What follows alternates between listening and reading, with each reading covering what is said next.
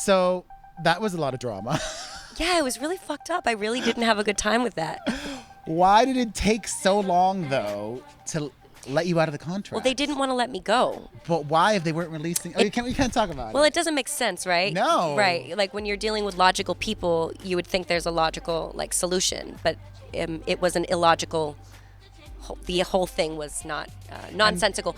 But you can just look at and see what they're doing, which is I don't see what they're doing right now. So. And I would imagine too. Now thinking upon it, in hindsight, like also fighting that would be really expensive with lawyers and. I mean, it's the most money I've ever spent on anything for sure. I'll still be paying my lawyers back for a long time. So. Wow. Yeah, it was, and the thing is, I didn't get a settlement. I didn't get a cash settlement. So I really just fought, literally, to get out of my contract so I could sign another one, so I could continue on with my career. But you were also so young when you signed that contract. You'd think because of your age alone, you could have gotten out of it. Because of it was ratified in the state of New York, it was like impenetrable, pretty much. That's how it felt. So the fact that I was able to get out is really all because of these two litigators who did a great job. Wow. Well, during that time, though, you were still hustling. You were still making music nonstop. You were still doing shows. You'd go to Austin for South by Southwest. You'd do covers. You worked with Travis Garland, somebody I'm a big fan of. You were doing that all, I would imagine, on your own. Yeah. It was actually, I enjoyed the freedom, to be honest with you, because since I was 12, I had a lot of cooks in the kitchen, and I didn't feel like I was molded, but I certainly had like a lot of opinions to consider in my creative process. I just kind of did what I felt like doing during that time. So that was good for me to grow as an artist and as an individual. And that was cool. So I got to put out a few mixtapes and stay connected to my fans and really use social media to not lose my mind and to not feel totally alone during that process.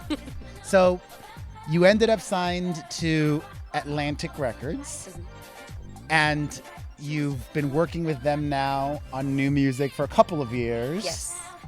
What was the process like this time around? Whew.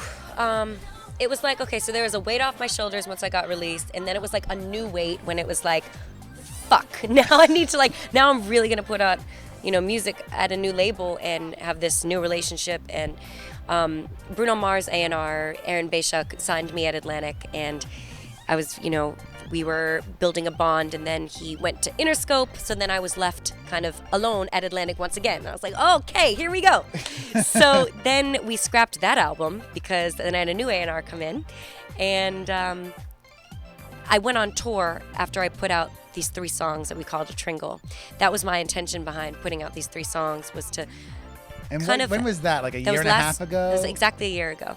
So it was And one of them was a cover, or no? Maybe that was a while That ago. was Love Joe. So a year and a half ago, I released an EP with a few covers, Right. and like a gospel song, just kind of getting music out there. And then my first official release on Atlantic was the Tringle, and it was a way for me to tour and also get back in there, get the conversation going that, hey, I'm here, I'm still young, and this is what I do. And then when I was on tour, I broke up with my boyfriend and my father passed away. And after that tour and that loss, I started basically writing a new album. And that's what you hear with Mad Love. So you went on tour recently with Fifth Harmony? Yeah. What was that like? So much better than I could have anticipated, because I thought that maybe there was, we were going to have our little ego wars. I thought that maybe it was going to be like shenanigans. Look, you know how it is when there's a lot bunch of girls, yeah. girls. And there's rumors about them not getting along or whatever. These girls are absolute sweethearts. They were nothing but wonderful to me. We were nothing but supportive of each other, watching each other like from the side of the stage, and literally just like, yes! And like we'd see each other backstage and be like, oh girl, you look so cute. And it felt genuine. I mean, really, it wasn't like some nicety shit. You know what I mean? It felt real. Even though you were opening for them, would you give any of them advice on their future? Because they all want to go solo. Like, what would you tell them about that? I would tell them that you never know where life is going to take you. So stay humble and stay hungry and stay focused. And I do see that in those girls, that they have good work ethic, and they're nice to people, and I think that's going to take them far. That's great advice. Are you going on tour? Are you on tour now? I'm totally focused on promoting this album. When does it come out? October 14th. I literally don't October 14th. don't have one day off until the new year, so that's Your how I like it. Rest of the year is already planned out? Exactly, yeah, and then we'll be announcing. Is it going to be a worldwide release? Oh, of course. So you're going to go all over course, promoting honey, and everything? Yes, and then we'll be going on tour in 2017. Well, that's very exciting. I can't wait to hear all the other music you did. Thank you for coming. And you guys, be sure to pick up the album on October the 14th. Yes, Mad Love. Ah, thank you. I will definitely be buying it. I've already bought the singles. I just got to complete my album now. Yes. You do too. Bye.